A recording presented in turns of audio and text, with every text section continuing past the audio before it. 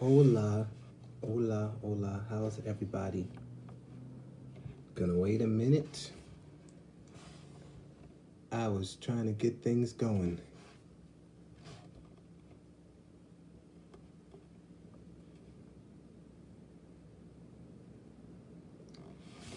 My brother Deshaun's here. What's up, man? Haven't spoken to you in a while. What's up? Just gonna wait a minute and say what's up to everybody as they join in.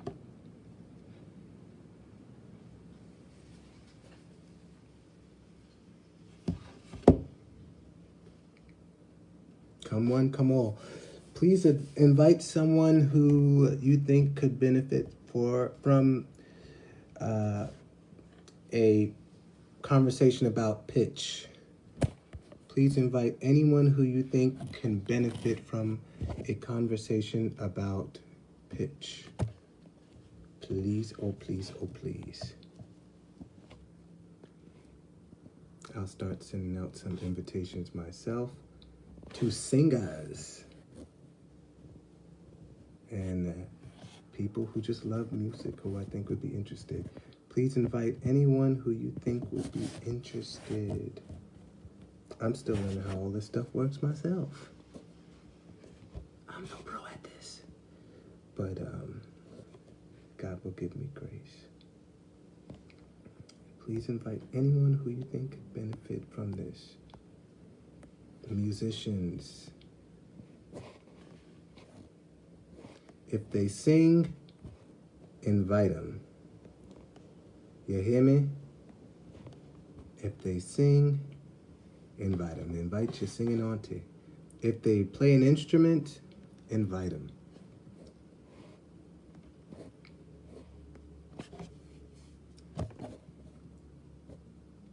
If they're a DJ, I don't care, producer, invite them. If they are a janitor, invite them. Invite everybody. Just go ahead and invite people. I'll do the same thing. I just want to wait just a short more, a little more. Just want to wait just a little more before I get started. We're going to talk about dissociated pitch today. No. Excuse me. We're going to talk about cognitive dissonance today. I'm going to start with the most challenging vocal issue and then slowly work up to the less challenging ones, but also anyone who wants to be part of what I'm doing. If you're like, I just want to put my question in the chat, put a question in the chat. If you like, I think I want to get on the video with this guy. Get on the video with this guy, and we'll talk about it together. Whatever the pitch-related challenges you have are, we'll talk about it. I want to help as many people as possible. I enjoy doing this. I enjoy using what I got and seeing who it helps. I'm going to get started in about 2 minutes. Just want to send out a couple more invitations. I got a lot of clients, people who I've given vocal lessons to, that I want to be part of this as well. Got a lot of singers. I'm surrounded by singers. Singers, please join me. I could use your input. I could use someone who I can like show some examples of certain things to, someone who can execute it well, and even better, someone who doesn't think they can execute it well. And then we're gonna get started. It won't be long. Okay. I'll stop right there for now and see what happens. My brother Josh is here. Hey, brother Josh. What's up? Josh, I want you to think about joining this video and let me know. If you have a question, please put it down in the chat. Tonight, we're gonna talk about, once again, turning cognitive dissonance into pitch recognition. How do I go from not being able to replicate a sound that I hear to being able to do it right away, automatically, super fast. And if we get past that tonight, I may start touching a little bit on dissociated pitch, turning dissociated pitch into relative pitch. How do I go from not knowing the relationship between sounds to being able to use one sound and finding all the other sounds from that, just that one? We may be able to get into that. I may just stay in the cognitive dissonance area for a little while. So I'd like to get started now. I'm going to talk to the few as if it's 400. I will talk to the 400 as if it's the few. All right. Turning cognitive dissonance into pitch recognition. First off, let's look up the definition of cognitive dissonance. It's not a musical definition. It's just, hey, Tyrone, what's up, my man? It's not going to be a musical definition. It's going to be whichever one comes up when I type it in on Google. I'm sure it will be accurate.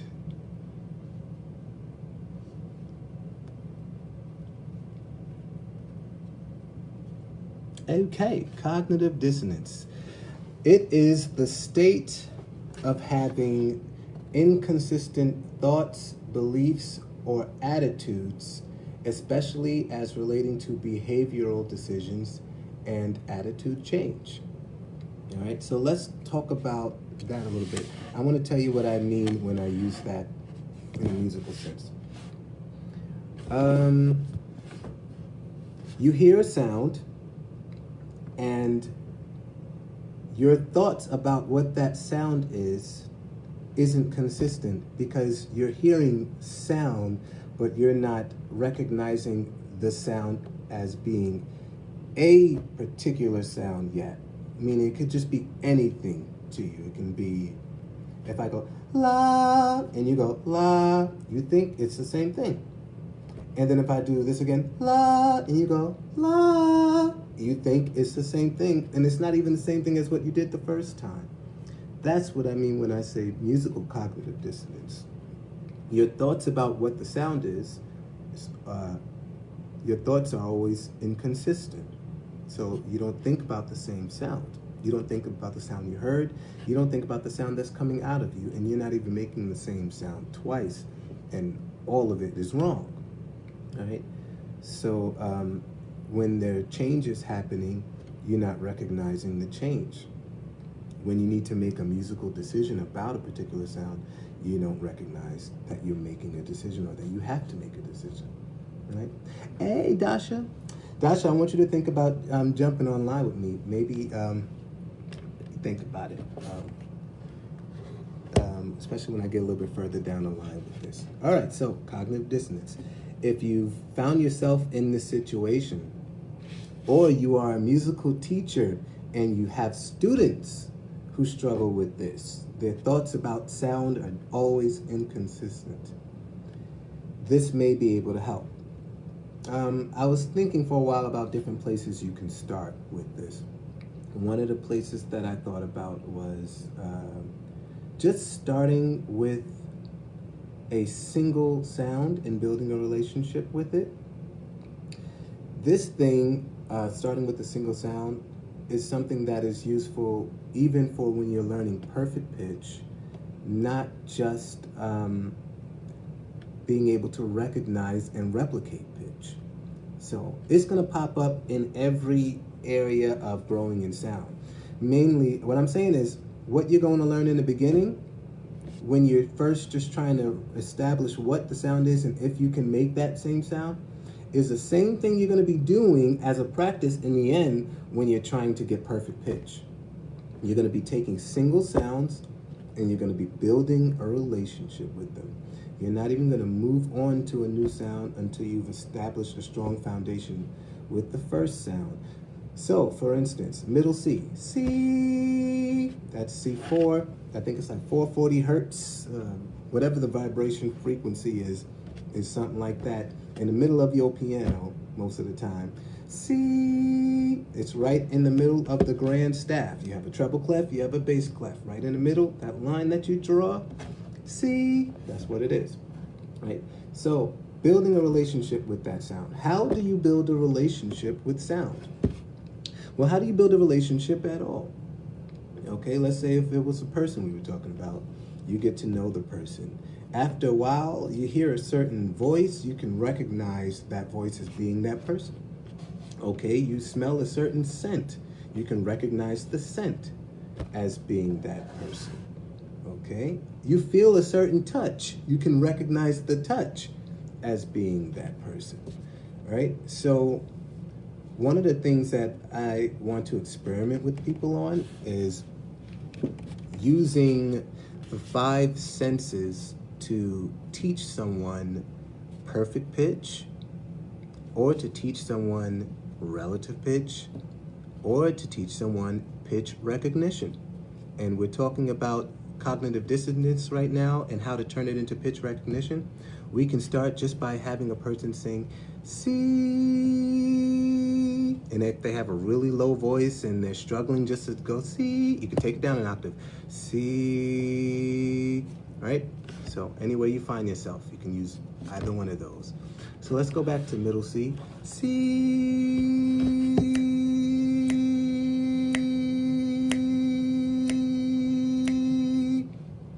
8 seconds of C, right? What I'm trying to do in that 8 seconds is, let me show you. Switch this camera around and show you what I'm trying to do in that 8 seconds. Lights on. All right, so I'm trying to go from C,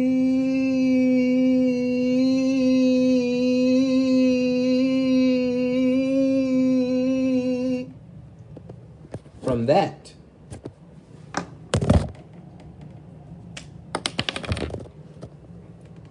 C,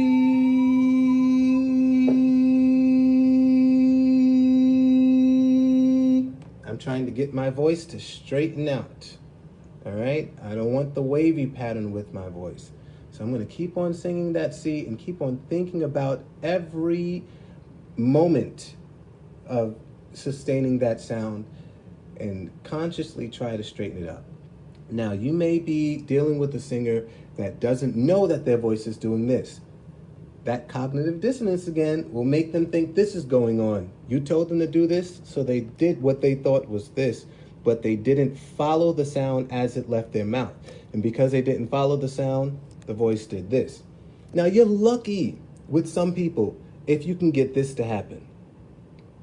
Because some people, it won't even be that note. It will just be an entirely different one. You'll have your C here. Let me just make some space here. Watch this. This board's going to fall on me. Don't you fall on me. All right. Let's draw some notes here. All right. We're going to put C, D, E, F, G, A, B, and C. All right. Got some notes now. C, C. That's what you want to happen. Sometimes you'll get this. C. Sometimes you'll get this. C. That's not even C, right? So you may have to keep on doing it a few times until this comes out. And then when this is correct, have them hold that for a while. Have them hold that. Why are they holding it? Because they're trying to build a relationship with what it feels like to sing the right note. They're trying to build a relationship with that. Once they're able to do that for a couple of seconds, then you can move on to some different notes. Now, here's what I would suggest you move on to. Now, it's so funny how this is like the first step for what I'm about to do after, but it's also the very last step you're going to take to getting perfect pitch. I think that it just really cracks me up. So everything you're about to do after this is going to lead full circle back to doing this again. All right, so another way that I try to help people with pitch recognition is I'll draw a staff and I'll have them look at the notes on the staff. When they can see what the note looks like in relation to other notes on the staff, it may be a little bit easier for them to make the sound that they're supposed to make. I found that has worked with some people. So let's put it on the staff. A staff is kind of like your fingers. There are 5 lines and 4 spaces. Just like you have 5 fingers and 4 spaces in between those fingers. So let's just imagine C. Now this is not a treble staff, or else this would not be C. But let's imagine this was C, right? C. No matter where I put a note or a circle on this particular line, it's always going to be C. So that's C, C, that's C, C, this is C, C, that's C, and that's C. Now, as I'm doing this, I'm singing all the notes. Why? Because every time I sing this note, my relationship with the note becomes stronger. It's kind of like, let me just call C and check. Hey, C, how you doing? C, I haven't heard from you in a while. Hey, everything good? How's the fam? C, how's D doing? D, how's D? Can you put E flat? E flat. Can you put E flat on the phone? I'm singing these notes because I want, hey, Mama Thais is on. I'm singing these notes because I want to reestablish my relationship. When you don't call up on somebody, when you don't check up on somebody, when you don't send a letter, when you don't hang out, eventually you start to slowly fall out of relationship with them. Their life changes and you don't know about the changes, so you can't keep up, right? So C, imagine C was a person. And you want to establish a relationship with this person called C. You need to keep on checking up on C. C. All right, so now you see where C is, right? This space above that line, that space is going to be D. D. So if this is C, C, then this is D, the space above. Okay, let's go down. So we know that the space here is D. We know that this line is C. Now let's talk about this space here. This space here is going to be called B. So if I draw a note here, B, that's B, right? So now that I'm showing you where, notice how the higher notes are actually going to make your pitch raise as well. As they go higher on the staff, your sound is going higher. C, D, E. Now we're at E on the line. F on the space. G on the line. Let's go down now. C, B, A on the line. G on the space. F on the line. With each line and space, my letter name is changing because I'm using the C major scale. That's another thing to talk about, but I'm just trying to, the whole point of this right now is to get you to visualize where pitch is falling on this staff, okay? To get you to see where I'm placing the higher notes, where I'm placing the lower notes. If I keep going down, I'm gonna run into a new C. That C is gonna be an octave lower. C, let's draw where that is going to be. If that's F, then this space is E, E. If that space is E, then this new line that I'm drawing called a ledger line, that's where D is going to be. D, right? My D was a little shaky there, but only the people with good ears know that. So that's good. Now here's my C. C, C, C. What did I just create? I just created a major scale. What is a scale? Well, your staircase when you walk into your house, if you have steps, that's a scale. Yeah. So think about this as a musical staircase. Here goes my C step. C, that's ground level. D, E, F, G, A, B, C. Do you see my staircase? Each step I step on is taking me to a new note. C, D, E, F, G, A, B, C. So how many steps are there in between this C to that C? There are 7 of them. C, B, A, G, F, E, D, C. C, D, E, F, G, A, B, C. 1, 1, 2, 3, 4, 5, 6, 7. Back to the 1. 1, 2, 3, 4, 5, 6, 7. Back to 1. All right. Now that we're seeing this as a staircase, right? What we're going to do to get this person from being someone who struggles with cognitive dissonance to this is we're just going to sing the scale. Now, sometimes what I find when doing this with people, initially they won't be anywhere near the note that I'm singing, and I won't stop to correct them sometimes. I won't. Sometimes I'll just keep on singing this with them. Then I'll sing it backward, and then I'll sing it forward again. I'll sing it, and then you notice by like the 4th time, they're actually doing it with you in the right place rather than starting somewhere else and going in their own direction. Because they're starting to recognize that their voice has to land at a specific spot. Right? So, this is what you want to do. After you first just grabbed hold of one note, C, wherever their voice is, whatever they can handle. If they have a higher voice and this note is too low for them, C, then you'll start them from here and work your way up the stairs this way. C, D, E, F, G, A, B, C. So let's put that down there real quick. So here's A for the higher voices. Here's B on a ledger line. And then here's C above that ledger line. All right, that's for my higher voices. So my lower voices have a staircase to travel up, and my higher voices have a staircase to travel up. Sing this with me if you're having trouble with pitch. We're going to hold each step for 8 seconds, okay? If your voice is a low voice, start here. C. If your voice is a high voice, start here. C. And let's just sing it together. Ready? 1, 2, here we go. C,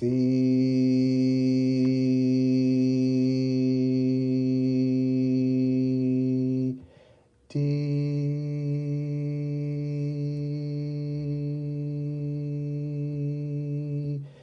E,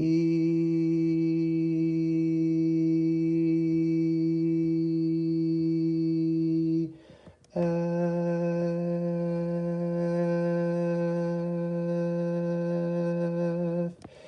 G,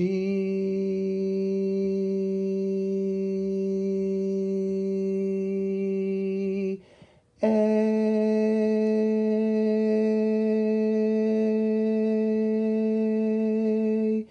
B,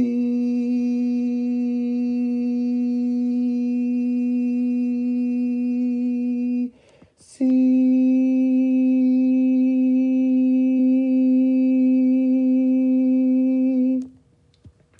Good. After you've done that, what are we going to do? We're going to turn around and go back down the stairs. So let's do it. We're already in it. Might as well keep going. Let's go backward now. Remember, higher voices are starting here. C, and they're going backward. C, B, A, G, F, E, D, C.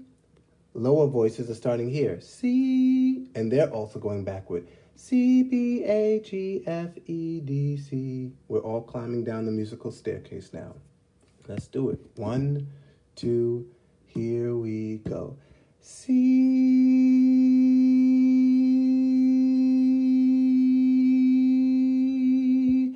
B,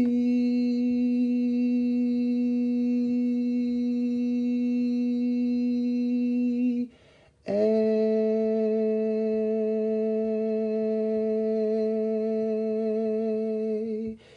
G,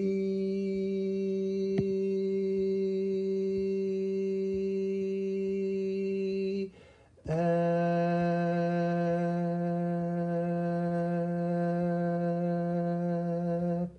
E,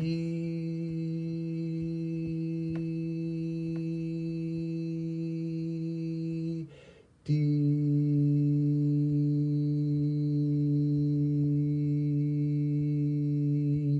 C.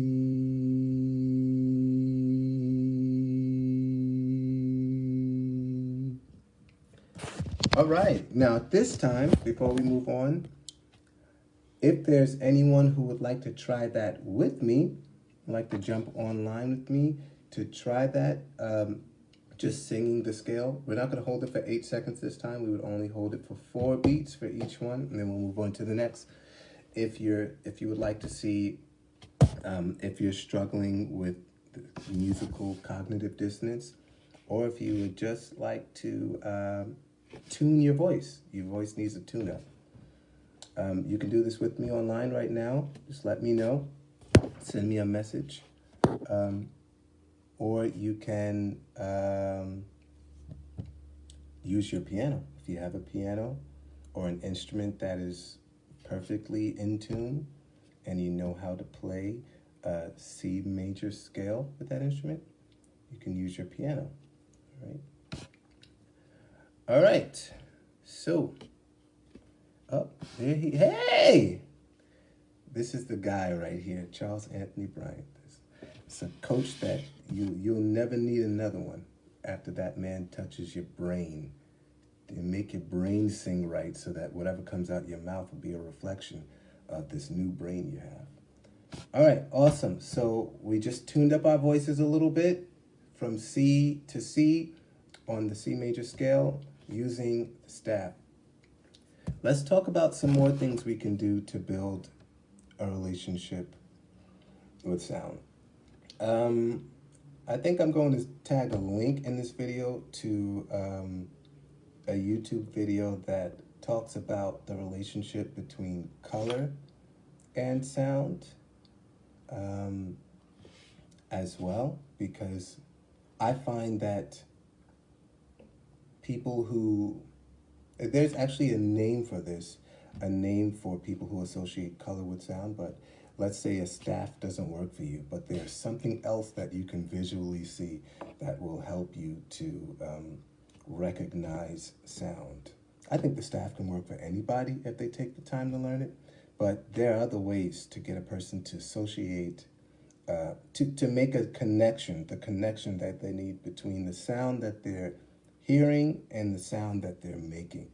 So I'm using this color wheel for that, and the color wheel, it kind of lines up, not with the circle of fifths, but the circle of half steps, where C, for instance, will be red, and the very next color to red is red-orange, right? So red-orange will be C sharp. So if you find yourself in red-orange, that means you're really close to red. You just need to move in the opposite direction on the color wheel. And I do that with red, red-orange, orange, yellow-orange, yellow, yellow-green, green, blue, blue-violet, violet, red-violet, and then we find our way back to red after that. So 12 colors for the 12 chromatic steps that we're going to be singing. And then the other thing that I'll do sometimes is I'll choose a food, right? Some kind of food, fruit or vegetable, usually, that you can associate with the color and also with the pitch. For instance, red can be a cherry. Now, if you've eaten cherries and you know the smell and the taste of cherries, the way a cherry feels, then your senses are starting to get, you have your senses that you can use to help you discern what a cherry is, right? So you can use those senses, and anytime you see a cherry or eat a cherry, you can start to sing the note C, right? C, cherry, it's red. This is what a cherry tastes like. This is the note I'm going to give for cherry. C, right? So every time you see a cherry, sing C, right? What my theory is that if you keep practicing like this, eventually you're going to start to see things, and like there's colors all around us. You're going to see a color and it's going to remind you of a pitch, and you'll find that as you're building a relationship with all the pitches, everything around you helps you to remember what the pitch sounds like. So for instance, C can be the color red and the fruit cherry. So now with that, you have sense of touch. If you know what it feels like to hold the note C for a certain amount of time. You have sight. If you're calling it red, or if you know where it is on the staff, or if you know what a cherry looks like. You have smell, if you know what cherries smell like. You have sound, once you start to recognize what C sounds like. You have taste, once you remember what cherries. So now all of these things, you're using all of your senses to help you with the pitch, right? Because the goal is to be able to recognize the pitch. Orange can be, blood orange can be, red orange can be a blood orange, right? So C sharp, or D flat, that can be the blood orange, right? So now every time you see red orange or you eat a blood orange, you can remember C sharp. Challenge yourself. Okay, I have a blood orange in my hand. I can't remember what C sharp is. Let me run to a piano or find an instrument that's very in tune. There's C sharp. Now let me sing C sharp. C sharp. All right, so that's a good practice for people in the beginning when they're trying to turn cognitive dissonance into pitch recognition. But it's the same good practice that will work for people who are at the end where they're trying to turn relative pitch into perfect pitch. They just do more of the same thing. Orange can be the note D, and it can be the fruit orange, right? Grapefruit can be the note D sharp or E flat. It can be yellow orange, since that's the color of a grapefruit. Lemon can be E, it's yellow. You know what a lemon tastes like. It scrunches up your face. F can be honeydew because it's yellow greenish. G flat or F sharp can be peas because they are very green. So you do this with all the colors. And that's how you're going to build a relationship between the circle of half steps and the color wheel. Right? And then we get to, hey, Melody. Melody, don't you dare. She's a monstrosity. That's a musician right there. Once you get through that, you can start to look at, because by the time you're beginning to master this, pitch recognition is not going to be much of a problem for you, because if you followed all those steps, then by now you put some work in and you've done a lot of practicing, right? So now you're looking at dissociated pitch and how to turn that into relative pitch. How do I go from a place where I don't associate one sound with another and turn that into being able to use one sound to find all the other sounds? This is once for a little reminder, what dissociated pitch would look like is if I teach you the song or the melody of a C major scale, C, D, E, F, G, A, B, C. I teach you that melody, and then I take those letter names of solfege, of pitches. If I take the letter names of those pitches and randomize the order. So C, D, E, F, G, A, B, C is easy for a lot of people to sing, just like do, re, mi, fa, sol, la, ti, do, right? So let's say we did this.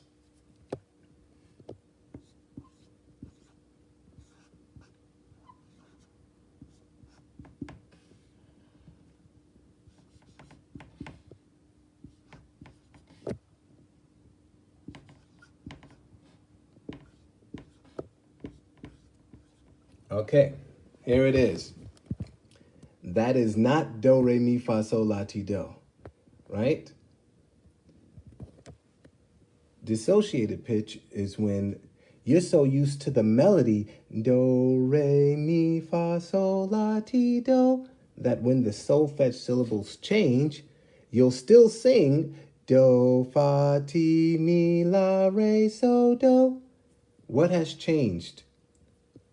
The syllables that I speak have changed, but the syllables that I sing have, meaning the pitch that I'm hitting has not changed, right? I may have mixed that up. This changed. Do, re, mi, fa, sol, la, ti, do has now become do, fa, ti, mi, la, re, so, do. But the way I sing them, my melody has not changed. My melody has not changed because I've associated this with the melody rather than associating this with the particular notes in that melody. So all of this, no matter what you put here, I'm probably going to sing do, re, mi, fa, sol, la, ti, do, while changing the letter names to match what my eyes recognize as a change, but not my ear. So I need to go into my mind's ear at this point and fix the problem that's going on here. How can I do that? Well, one of the things you can do is you can continue to practice singing this forward, C, D, E, F, G, A, B, C, singing it backward after that, C, B, A, G, F, E, D, C, and then deconstruct the whole thing and use one sound to get to the next. For instance, you know where do is, right? Do. Let's say you're good on do. Do, but you need to find fa. Here's my fa right there. F, right? C, D, E, F, do, re, mi, fa. Since this is my fa, if I need to get there, one of the things I can do is just climb up each step. So if I know where do is, but I can't find fa, why not just sing the scale? Do it one step at a time rather than trying to jump intervals that I'm not ready to jump. Until I've built a relationship with fa to know where it is without needing do as a reference point, I should use do and take every single step that leads to fa. Use what I know to get to what I don't know. Do, re, mi, fa. Uh-oh, fiance's online. Hey, girl. Do, re, mi, fa. I'm using what I know to get to what I don't know. What is this one? T. I don't know where T is. What am I going to do? I'm going to use what I know to get to what I don't know. Now, some people can start from where they left off, fa, and because the melody is still fresh in their mind, sol, la, ti. They can find T using fa. Some people, once you take them out of this, they need to go back to the beginning, right? So they may not be able to find T from fa. They may need to go back to do. Do, re, mi, fa, sol, la, ti. And let me tell you what you should do when you get to T. When you get to T, have them sing do, ti, do, ti. Because now they've found out, they've established what the space is. Let's say they were going from fa to T. Do, re, mi, fa. They know where fa is. Sol, la, ti. Fa, ti, fa, ti. Have them sing fa and ti separately as intervals rather than steps. Once they've gotten the steps that help them figure out what those notes are, have them sing the interval again. That way they can slowly get away from needing to use every single step to get to the one that they're looking for and get one step closer to being able to land anywhere on this musical staircase and sing the note. Okay, does that make sense? All right, any questions? Go ahead and put your questions in. Even if you're watching this video later, and you're not online right now, please put your question in so that I can address it maybe in the next video or do like a follow-up before I start the next topic, because next time I want to do a little bit more work in this second category now that we've pretty much talked about the first one. But also, if there's anyone who wants to add something to what I'm sharing, correct something that I may be getting wrong, or use themselves as an example, or just want some help, you're welcome to join me online as well.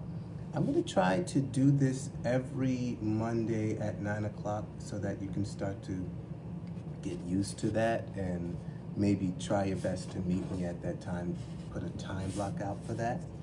But also, please share and like this video. I'm also going to put it on YouTube.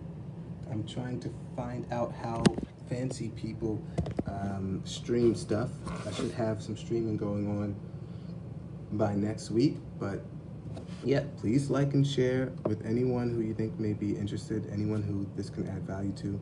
Before I go, does anyone want to add anything or hop on so that we can talk about your pitch problems?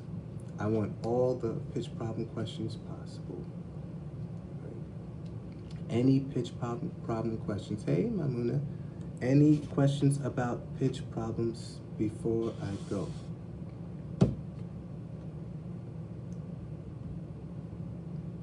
This is really fun. I really enjoyed it.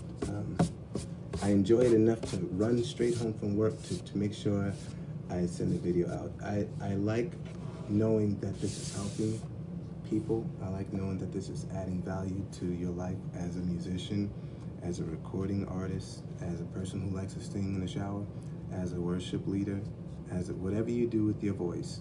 I like, or whatever your instrument is. I like knowing that this is helping someone. So, hey, Terrence Murphy, that is high five right there. What's up, high five? So that's it.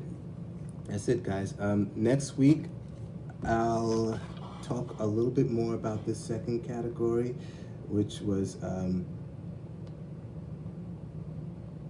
what was it? Oh, turning dissociated pitch into relative pitch. And then we're gonna, depending on how it goes, gonna talk about the next one, which is turning unrelated pitch into perfect pitch. And what you're gonna see is the first step that I took with you guys is gonna pop up in every step until you find yourself being able to sing a note. Oh, can I leave you guys with something? A challenge for everyone who's on right now. In the chat or wherever you find me, choose a color between these 12. Choose either red, red-orange, orange, yellow-orange, yellow, yellow-green, green, blue-green, blue, blue-violet, violet, or red-violet. Choose one of those colors. Each color is going to have a pitch. Red has C for the lower voices, C. Red-orange, C sharp for the lower voices, D flat, C sharp. Orange, D. All right, I see I already got a violet. Lower voices, D. Yellow-orange, E flat or D sharp. D sharp, E flat for the lower voices. E. E. That's for yellow. Okay, if you choose yellow, yours is E. E. If you choose F, I'm sorry, if you choose yellow-green, yours is F. F or F, whichever one you choose.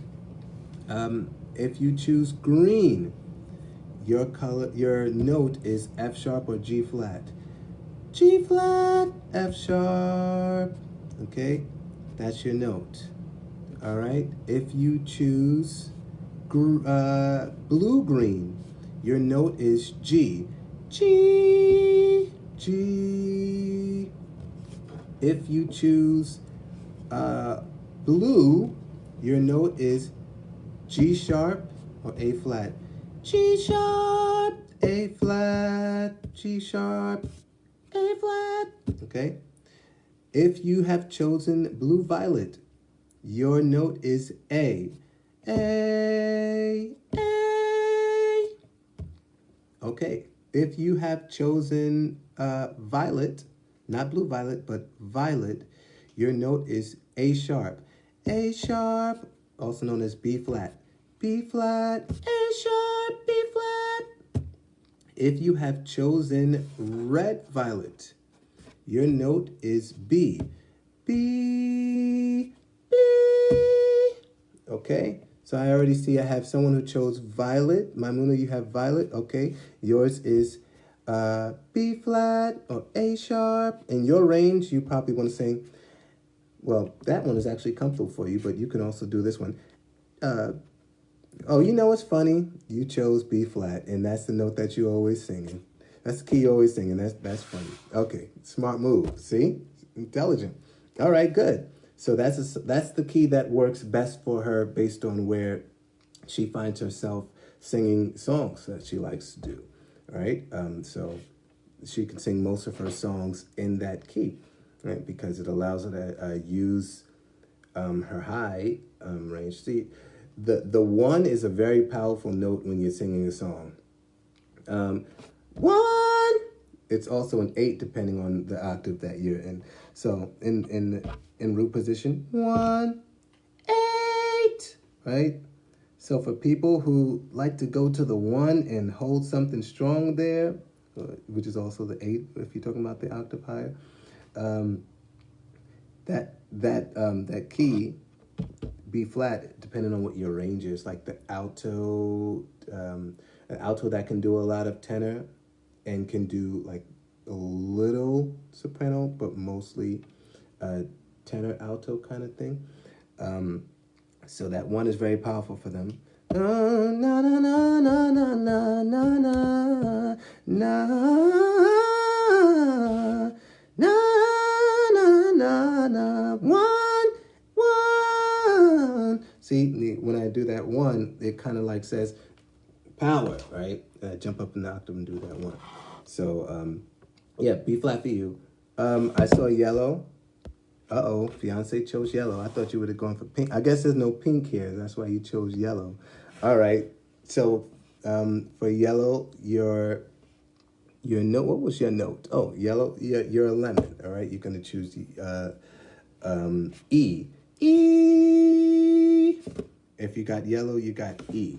All right. So for your color, I want you to try to find a fruit, vegetable, or whatever kind of food, something that you can smell and taste that you can use to associate with your color. Maybe you don't want lemon.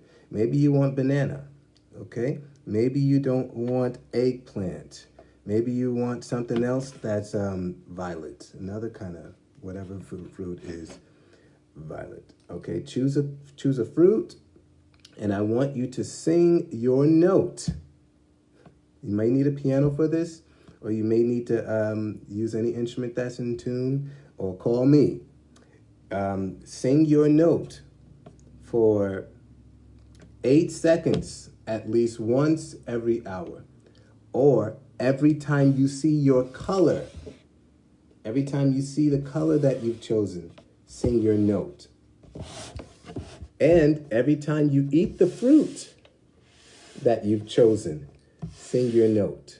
All right? You're going to get used to what your note feels like. I have a feeling everyone who takes on this challenge will be able to sing their note next week without the help of a finely tuned instrument. But what you need to do is the first day, or maybe even 2 or 3 days of doing this, whenever you need to sing your note, listen to the note being played or sung correctly to make sure what you're singing matches what you're supposed to do. And then after the 2 days of doing that once every hour, on the 3rd day, hey, try singing the note and then checking after to see if you did it right. Rather than listening to it and then doing it, now try doing it and then checking to see if it was right. If it was not right, do it again the right way. If it was right, do it again the right way. All right? And I believe that we're going to see some very interesting results by this time next week for everyone who actually does that. First of all, if you still doing it by the fourth day, you got a lot of you got patience, and you're very persistent if you're doing it. You're very determined if you're doing it. But it's those who are patient, consistent, and determined who get the results that they want. I have the results that I want because of the patience and consistency and determination. So you be determined too. I don't do what I do to show you what I can do. I do what I do to show you what you can do. Okay? So, let's end it there. It was fun, it was real, and I hope it added value to someone's life. Please like and share and send your questions so that I can find the right answer, provide it for you next week. I love everyone.